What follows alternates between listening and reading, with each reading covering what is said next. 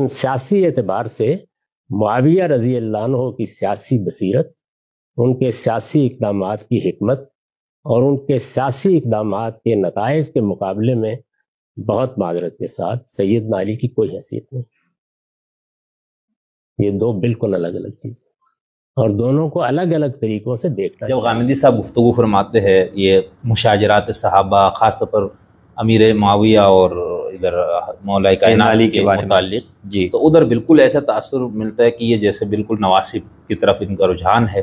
اچھا، اس بات کو، میرے اس تاثر کو تقویت اس سے ملی جب میں نے محمود عباسی صاحب کی کتاب پر، جو کہ بالکل یعنی جس میں یزید ماشاءاللہ سے ایک متقی پرہیزگار ٹائپ، ایک خلیفۃ المسلمین دکھائی دیتا ہے، تو اس پہ اصلاحی صاحب پہ جو تعریفی کلمات اور تقریض لکھی، تو آپ لوگ اس معاملے میں نواسب کی طرف رجحان رکھتے ہیں، اعدائے اہل بیت کی طرف رجحان رکھتے ہیں آپ لوگ؟ یعنی آپ سنا مکتب فراہی مکتب فراہی. مولانا فراہی نے اس موضوع پر کچھ کلام کیا ہو میرے نظر میں نہیں، میرے نظر میں بھی نہیں، لیکن اصلاحی صاحب اور غامدی صاحب، لیکن مولانا اصلاحی کے ہاں ایک اہل تشیع کے بارے میں ایک منفی، کافی منفی تاثر ان کے ہاں ہے، ٹھیک، وہ ملتا ہے. وہ اس میں بھی عباسی صاحب والی کتاب میں بھی جھلک رہا ہوگا، اور چیزوں میں بھی جھلکتا ہے.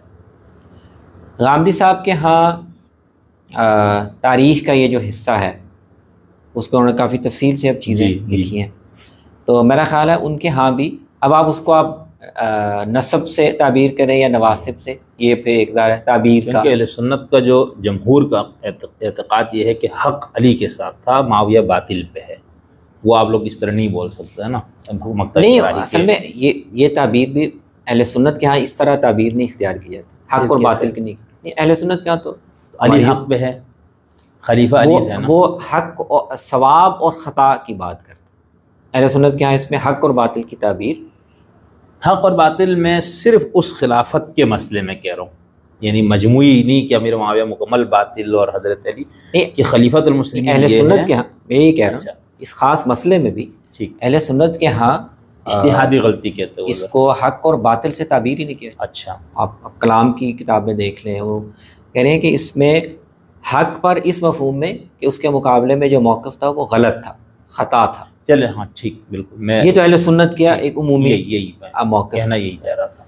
تو مجھے اس میں ایسا لگتا ہے کہ امیر معاویہ کو جیسے ہمارے، لیکن اہل سنت کو اس میں کوئی توحش نہیں ہوتا ہے کہ وہ کہیں کہ امیر معاویہ خطا پر تھے، نہیں ہوتا، کوئی توحش نہیں ہوتا. وہ بیان کر دیتے کہ تمام دلائل سے، صورتحال کے مطالعے سے یہ پتہ لگتا ہے کہ حق پر حضرت علی تھے، خطا پر امیر معاویہ تھے.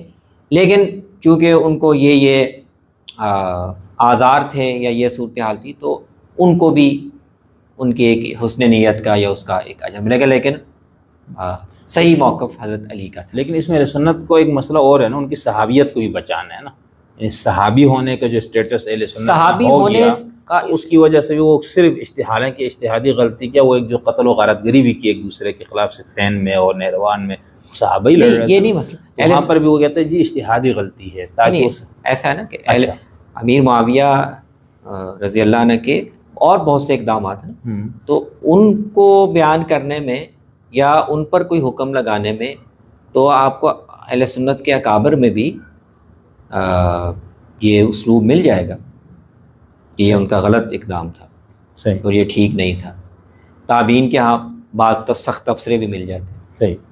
تو ایسا نہیں ہے کہ ان کو اس وجہ سے امیر معاویہ کے کسی اقدام کو یا اس پر کوئی حکم لگانے میں توجہ کا وہ صحابی تھے، کیونکہ وہ باقی معاملات میں لگا رہے ہیں.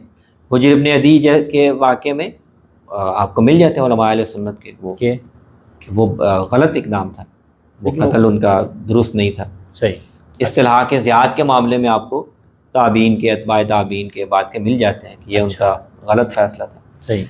لیکن اس معاملے میں جب وہ کہتے ہیں کہ حضرت سیدنا علی کے مقابلے میں آنے یا خلافت قبول نہ کرنے میں وہ اجتہادی خطا تھی، تو اس کی وجہ ان کا صحابی ہونا نہیں ہے.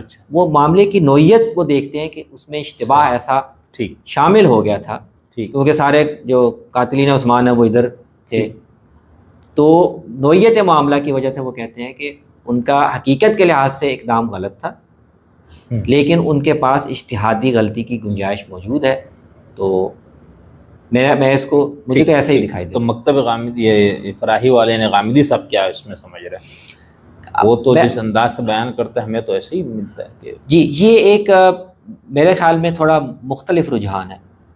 اس کو نسب کہنا ذرا مشکل ہے، ہو سکتا ہے یہ جو اہل تشیع کے ہاں ایک بہت شدت ہے یا اس کا رد عمل ہو، لیکن یہ رجحان میرے خیال میں اب زیادہ نمایاں ہوا ہے، اور وہ یہ کہ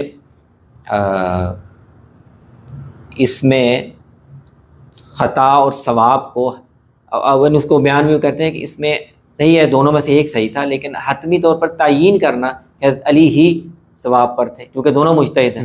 ہو سکتا ہے وہ صحیح ہو سکتا ہے وہ غلط ہو. تو اس طرح کے ایک رجحان پیدا ہو رہا ہے جس میں ایک رجحان اب اس میں کئی شیڈز بن جاتے ہیں. کچھ لوگ اس حد تک رہتے ہیں کہ نہیں یہ اجتہادی معاملہ تھا تو ان میں سے التعیین یہ کہنا کہ وہ خطا پر تھا یہ ٹھیک نہیں.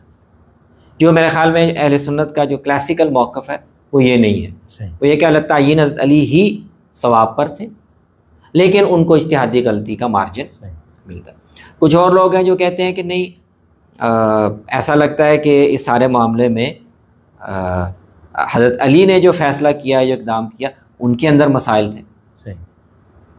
کئی لوگ یہ، اور کئی لوگ جو ہیں وہ پھر نسب کے قریب بھی چلے جاتے ہیں، انہیں غلطی ساری حضرت علی کی تھی.